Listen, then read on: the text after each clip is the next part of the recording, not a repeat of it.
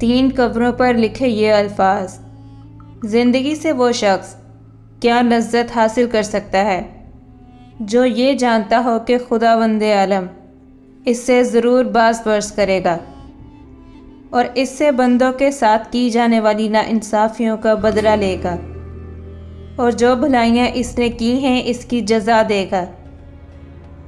دوسری قبر پر لکھا تھا: کیا لذت پائے گا وہ یقین رکھتا ہو جو اس بات پر کہ اس پر موت اچانک آ ہی جائے گی، اس کی ساری بڑائی اور ملک چھین لے گی اور اس گھر میں بلائے گی جس کا وہ مستحق ہے۔ تیسری قبر پر لکھا تھا: کیسے مزے لوٹے گا وہ شخص جس کا رخ ایسی منزل کی طرف ہے کہ جس پر اترنا جوانوں کو بوڑھا کر دیتا ہے، جو چہرے کے نقوش کو بہت جلد مٹا دیتا ہے اور جس کے جوڑ بوسیدہ ہو جائیں گے۔ صدقہ بن مرداس نے اپنے والد سے روایت کی ہے کہ انطاکیہ کے مضافات میں نے ایک اونچی جگہ پر 3 قبریں دیکھیں اور یہ الفاظ انہی قبروں پر لکھے تھے۔ یہ تینوں قبریں ایک صف میں کوہان کی شکل میں بنی ہوئی تھیں۔ راوی کہتا ہے کہ میں ایک بوڑھے کے پاس جا کر بیٹھ گیا اور اس سے کہا، میں نے تمہاری بستی میں ایک عجیب بات دیکھی۔ اس نے کہا، کیا دیکھا؟ میں نے واقعہ بیان کیا۔ اس بوڑھے شخص نے کہا کہ ان کا قصہ اس سے زیادہ تعجب خیز ہے جو تم نے ان کی قبروں پر دیکھا ہے۔ میں نے کہا، سناؤ کیا ہے؟ اس نے کہا، یہ 3 بھائی تھے۔ ان میں سے ایک بڑا عہدیدار تھا جو بادشاہ کے ساتھ رہتا تھا اور شہروں اور لشکروں کے انتظام پر مامور تھا۔ دوسرا ایک مالدار تاجر تھا، وہ بھی بادشاہ کے خاص لوگوں میں سے تھا۔ تیسرا ایک عبادت گزار شخص تھا جو عبادت کے لیے اپنے آپ کو فارغ کیے ہوئے تھا۔ اس عبادت گزار کی موت قریب آئی تو اس کے بھائی اس کے پاس جمع ہو گئے، اور وہ سلطان کا مصاحب ہمارے علاقوں کا والی تھا۔ عبد الملک بن مروان نے اس کو والی بنایا تھا اور وہ ایک ظالم جابر لٹیرا تھا۔ یہ دونوں اپنے عابد بھائی کے پاس آئے جب اس کا آخری وقت تھا۔ دونوں نے اس عابد سے کہا کہ کچھ وصیت کر لو۔ اس نے کہا، اللہ کی قسم میرا کوئی مال نہیں ہے کہ میں کچھ وصیت کروں، نہ میرا کسی پر قرض ہے جس کے لینے کی وصیت کروں، اور میں نے دنیا میں کوئی چیز نہیں چھوڑی جس کے لوٹنے کا اندیشہ ہو۔ عہدیدار بھائی نے کہا، اے میرے بھائی، یہ میرا مال تیرے سامنے ہے، اس میں جو چاہے کہو اور جو دل چاہے وصیت کرو۔ اس نے رخ پھیر دیا۔ تاجر بھائی نے کہا، میرے بھائی، تجھے میری کمائی اور کثرت دولت کا پتہ ہے، شاید تیرے دل میں کسی بھلائی کا ارمان رہ گیا ہو جس کو مال خرچ کیے بغیر حاصل نہ کیا جا سکتا ہو۔ یہ میرا مال ہے، اس میں جو چاہو حکم کرو، اس کو پورا کروں گا۔ وہ ان دونوں کی طرف متوجہ ہوا اور کہا، مجھے تمہارے مال کی کوئی ضرورت نہیں ہے، لیکن میں صرف ایک اقرار تم سے لیتا ہوں جس میں تم وعدہ خلافی نہ کرنا۔ انہوں نے کہا، وہ کیا ہے؟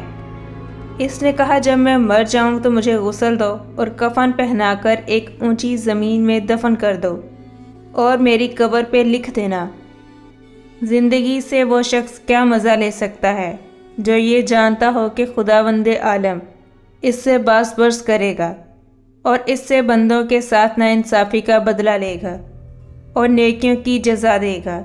جب یہ کام کر دو تو روزانہ میری قبر پہ آیا کرنا، شاید تمہیں نصیحت نصیب ہو۔ انہوں نے اس کی موت کے بعد ایسا ہی کیا، اور اس کا عہدیدار بھائی اپنے لشکر کے ساتھ قبر پہ آتا اور اتر کر ان اشعار کو پڑھتا اور روتا۔ جب تیسرا دن ہوا تو لشکر کے ساتھ حسب معمول آیا اور اتر کر رونے لگا۔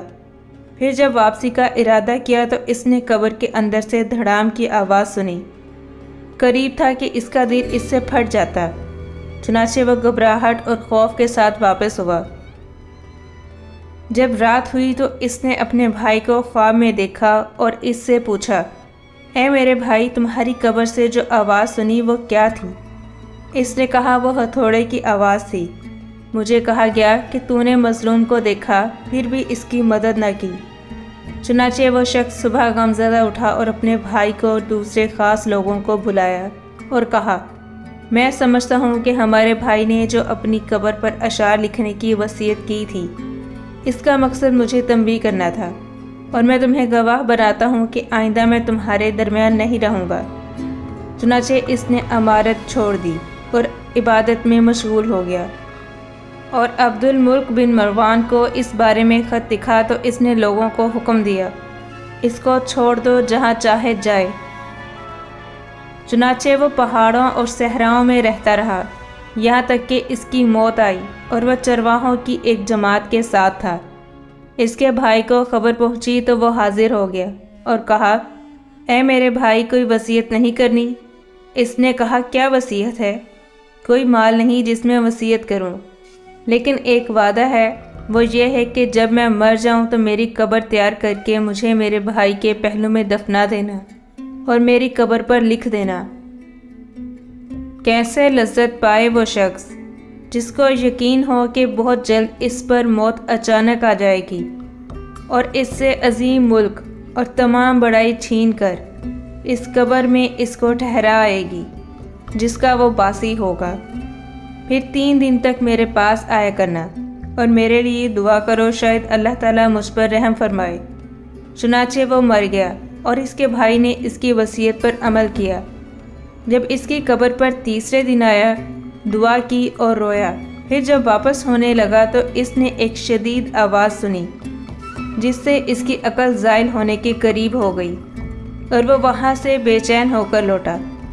रात को इसने अपने भाई को ख्वाब में देखा। इसने कहा कि मैंने जब ख्वाब में अपने भाई को देखा तो इसकी तरफ लपका और इससे पूछा, क्या तुम हमारी मुलाकात के लिए आए हो? इसने कहा, मुलाकात तो बहुत ही दूर है। मैंने कहा, मेरे भाई तेरा क्या हाल है? इसने कहा, खैरियत से हूँ। तौबा कितनी खूबियों और भलाइयों की जामे है। मैंने कहा, मेरा दूसरा भाई कैसा है? इसने कहा, वो तो नेक पेशवाओं के साथ है। मैंने कहा, हमारा क्या हाल होगा? इसने कहा, जिसने दुनिया और आखिरत के लिए जो कुछ किया है वो देख लेगा, बस तुम अपनी मालदारी को फ़कीरी से पहले गनीमत समझो। रावी का बयान है कि इसने दुनिया से किनारा कशी इख्तियार कर ली, अपने माल को तकसीम किया, जायदाद बांट दी और अल्लाह ताला की इबादत में लग गया। इसका एक बेटा बड़ा होकर एक खूबसूरत और बाकमाल नौजवान बना और तजारत शुरू की, यहाँ तक कि तजारत में एक अहम मुकाम हासिल किया। इसके बाप की मौत करीब आई। इसने अपने बाप से कहा, अब्बा जान वसीयत नहीं करते? इसने कहा, ऐ मेरे बेटे, तेरे बाप का कोई माल ही नहीं जिसमें वसीयत करे, लेकिन मैं तुझसे एक वादा लेता हूँ कि जब मैं मर जाऊँ तो मुझे अपने चचों के साथ दफना देना और मेरी कब्र पर ये लिख देना।